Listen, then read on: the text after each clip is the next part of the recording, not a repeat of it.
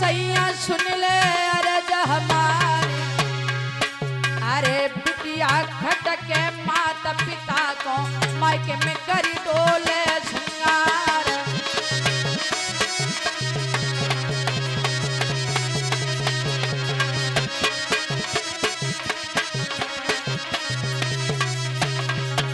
ऐसा ही नहीं, अरे अरे ना घोड़ा के तू मर जाइए और गरियालो बैलू मर जाए, अरे बांझसी औरत पे बिजली रे परियो और कुल को देवे जो दिया बुझाई।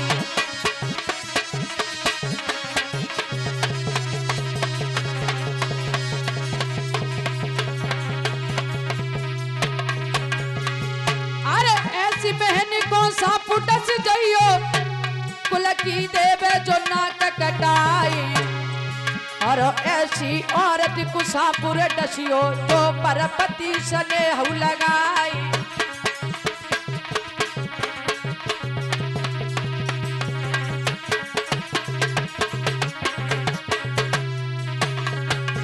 ऐसा ही नहीं, अरे ऐसे मित्र की अखियां रे फूटी विपत्ति में जावे जो पीठ दिखाई, अरे ऐसे चेला हो तो मर जाइए और गुरु को नाई शीश झुकाई।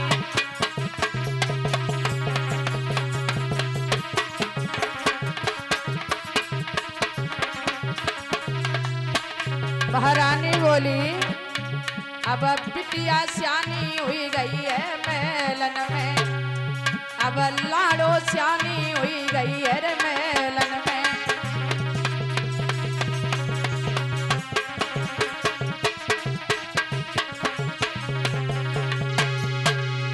अरे अच्छो घर वर कंठ तलाशो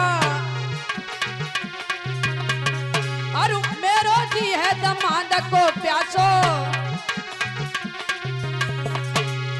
क्यों अकली बुढ़ापे पे खुई गई है रे मेलन में, अब बिटिया सियानी हुई गई है रे मेलन में।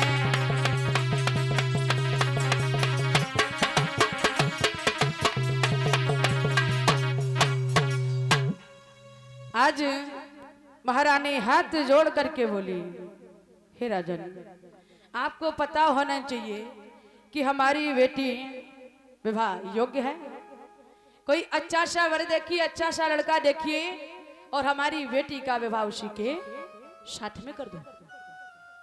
महाराज भीष्म कहने लगे चिंता मत कीजिए, अरे मैं इसके बारे में जाकर के अवश्य विचार करूंगा। महाराज भीष्म अपने राज सिंहासन पर बैठे हैं, दरबार लगा हुआ है, तो कोई महाराज भीष्मक ने मंत्री को पास बुलाया, कहा है मंत्री अगर आपकी नजर में कोई अच्छा सा वर हो, क्योंकि हमारी बेटी विवाह योग्य है, तो महाराज एक लड़का खड़ा होता है, राजाओं का नाम बताता है, तो कोई बड़ाई करता है तो कोई अवगुण निकाल देता है। 1 घंटे नहीं 2 घंटे नहीं, बहुत देर तक चर्चा छिड़ी रही, लेकिन तब तक क्या हुआ कि भीष्मक का बड़ा बेटा जो रुकुमपाल था वो दरबार में पहुंच गया और कहने लगा, पिताजी रुकुमपाल पहुंचा, पूछ लगा पिताजी किसकी शादी की बात चल रही है? पिताजी हाँ किसकी शादी की बात चल रही है? अरे तुम्हें पता नहीं है? तुम्हारी जो बहन है ना रुक्मिणी, हाँ हाँ उसी की शादी की बात चल रही है। ये तो बहुत खुशी की बात है। अच्छा हाँ तो ये बताओ तुम्हारी नजर में कोई अच्छा सा लड़का है? हाँ बिल्कुल महाराज है। कौन है वो?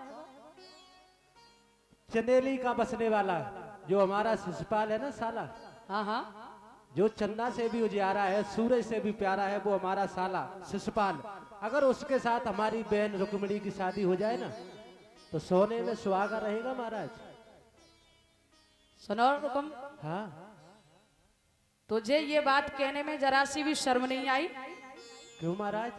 अरे उसकी बहन तेरे लिए, तू अपनी बहन उसके लिए कर देगा? तो इसमें महाराज बुराई की बात क्या है? जब वो अपनी बहन हमें दे सकता है तो अपनी बहन हम उसको दे देंगे। किसी बार वाले से जीजा नहीं कहनी पड़ेगी, वो हमसे जीजा कहेगा, हम उससे कहेंगे। अरे दुष्ट, हाँ? ये बात कहने से पहले तेरे मुंह में कीले क्यों नहीं पड़ गए? और महाराज हमारे मुंह में कीड़े पड़ गए, फिर हम कह देंगे महाराज आपके मुंह में कुछ लेने पड़े तो आपकी बुद्धि के साथ। ये सलाह हुकुम, हाँ तुम्हारी ये चाल नहीं चलेगी। महाराज आप बूढ़े हो गए हैं। तो मैं याद होना चाहिए कि जब देव ऋषि बाबा नारद ने पत्रिका देखी थी, हाँ। हस्तरेखा देखी थी, तो ये कहा था कि जो भगवान कन्हैया है वो हमारे आंगन में हमारे दामाद बन के आएंगे। तुम्हें याद है? बोला तो था, साधु संत तो चलो बोल के चले जाते हैं, लेकिन हमें तो दिखाई पड़ रहा है वो गायों को चराने वाला, पोखर का पानी पीने वाला, और वो हमारा जीजा बनेगा। ऐसा कदापि नहीं हो सकता है पिताजी। तलवारें खिंच जाएंगी, खून की नदियां बह जाएंगी। अच्छा हाँ, शादी होगी अगर मेरी बहन की तो हमारे साले शिशुपाल के साथ, और हम पत्र और भेज रहे हैं उसके लिए। महाराज भीष्मक खोपड़ी से हाथ लगा करके बैठ गए।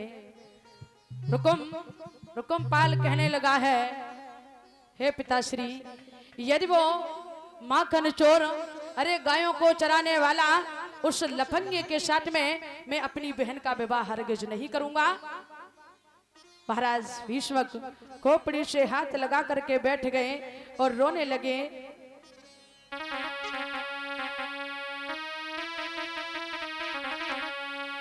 अरे एक रुकी मेरी धी, अरे हमारी,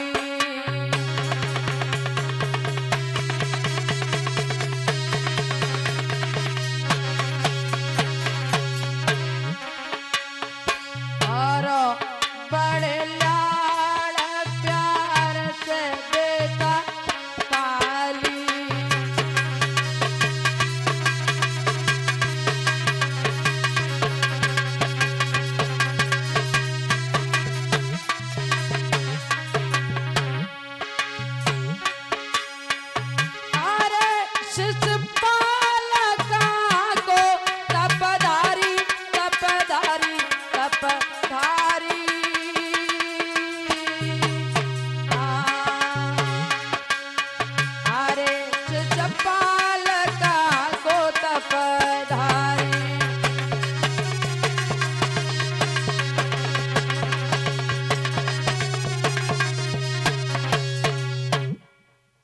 महाराज भीष्मक आंखों में आंसू आ गए। विचार करते हैं कि हे दुष्ट रुकुम, अरे कोई अपनी बहन का विवाह अपने साले के साथ में करता, कभी तूने ऐसा देखा है होते हुए? महाराज भीष्मक को बड़ी चिंता है। इधर रुक्मिणी को पता चला है कि हमारा भैया अपने साले के साथ में हमारा विवाह करना चाहता है। तो रुक्मिणी रोने लगी, सोचने लगी, हे कृष्ण, हे माधव, हे मुरलीधर, हे श्याम, हमारी मौत हो जाए लेकिन मैं अपने भैया के साले में हरगिज विवाह नहीं करूंगी। कृष्ण, हमारी मौत हो जाए। अरे मैं जब से पैदा हुई, जब से तुम्हारी सूरत को देखा है, तब से मैंने मन ही मन में तुमको अपना पति मान लिया है, लेकिन मैं तुम्हारे अलावा किसी के साथ में विवाह नहीं कर सकती हूँ। रुक्मिणी रो रही है और क्या बोली,